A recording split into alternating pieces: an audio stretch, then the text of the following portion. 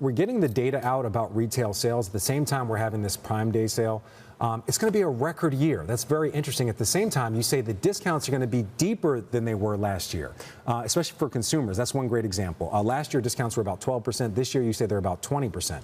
What is that telling us about the consumer, that sales are up, but discounts are deeper? So the discounting we saw was the numbers we saw from Adobe. Recently, what I've been seeing across promotions is they've actually been pretty tamed in terms of what is in essentials. Essentials seems to be having a little bit more of discount that we hadn't seen last year. So you've seen Target and Walmart bring a lot of that in. Where I am seeing the deeper discounts are the categories that are not moving. So electronics, home goods, gardening, building. Again, that needs to have the promotions as people are not necessarily buying that, and electronics as well. Okay. So you're saying people aren't kind of buying that. Scott, I'm going to come over to you right now. We just mentioned Pepsi. I mean, we're talking about potato chips. We're talking about soda. Not essentials. I'm not saying they're essentials, but they're just about, when it comes to ConAgra, we're talking about things like popcorn and ketchup. Again, not essentials, but just really kind of something that we all have in our refrigerator. What does it tell you about the consumer that people are cutting back on those kind of things? Well, Frank, such a good question. We just actually put out our third quarter economic outlook. And one of the things that we notice is almost two worlds right now. One world is the one you're describing, where kind of the mid to low end consumer inflation is really, the cumulative inflation is really taking its toll. If you look at earnings, they're kind of flat over the last 4 years, and they don't really necessarily participate so much in what's going on in the equity markets, somewhat in what's going on in the housing market. So we're seeing that consumer buckle. We do a lot of consulting with Regard 5 Capital, both a research firm. We do a lot of consulting into consumer, particularly those common goods that you're talking about, people that sell them or manufacture them. There is a lot of pressure right now, and the consumer just cutting back. And it's pretty unbelievable. Like, you take the pet category or something like that, the number of pets being put up for adoption. So there's a lot of pressure on that consumer, and they're reacting, and it's hurting the companies. But I do agree with some of the electronics and other discounting that's going on in some of the hard goods. That's definitely happening too, but it's coming from the same consumer. And that consumer is just under a lot of pressure. As we say, they're definitely. Well, I mean, Scott, at the same time, we know how important the consumer is to the economy. About 70% of spending is consumer spending.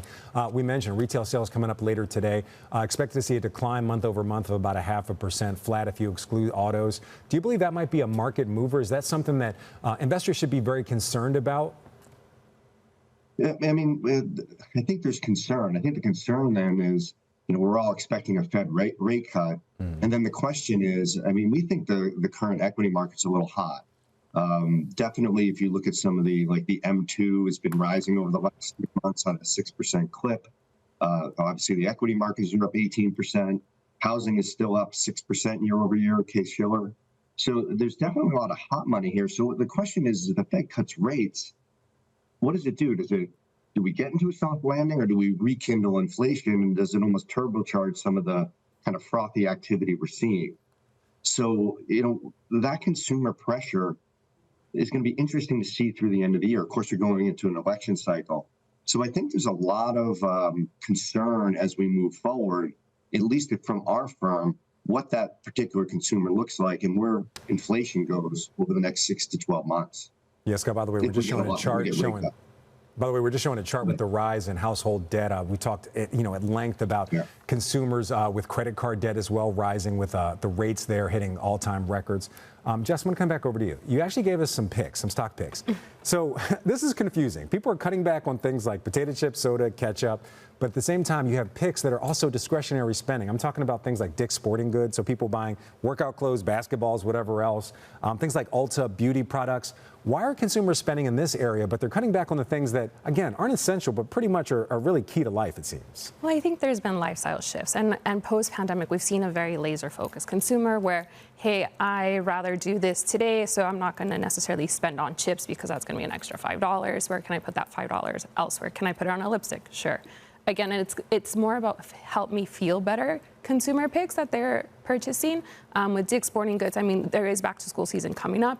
You have sporting goods. You have a consumer that's much more into wellness. So again, that could also be a reason why we see potato chips and sodas be on the come down as well. Two of your other picks, TJX and also Ross. Obviously, TJX operates not only TJ Maxx, but Marshalls. These are discount retailers.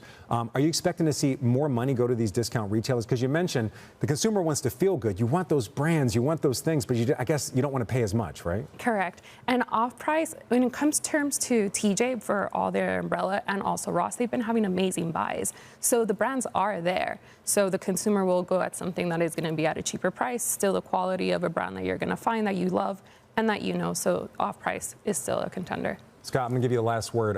If we do have an overstretched consumer, maybe a distressed consumer, what does that mean for the equity market? So I mean, I think if we get rate cuts, we could certainly see the equity markets keep going. But getting back to the question about, certain companies, you mentioned Dick's, we threw out there Walmart and Amazon. Even in an economy where the consumer or the mid to low end consumer is slowing, there are companies that are winners. There are companies that are taking share. I mean, if you look at Dick's versus Academy, you look at Walmart versus Target, you're definitely seeing, certain companies thrive, even if the environment isn't doing as well. These companies are thriving because they have massive CapEx budgets, Walmart and Amazon.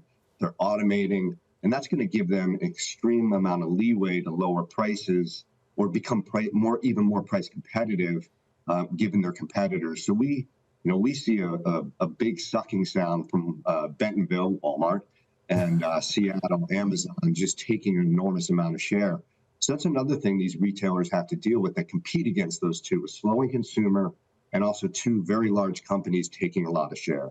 So I do think it's always gets company specific. Yeah. Broader equity market, again, it feels pretty hot. Money's flowing in. We get Fed rate cuts.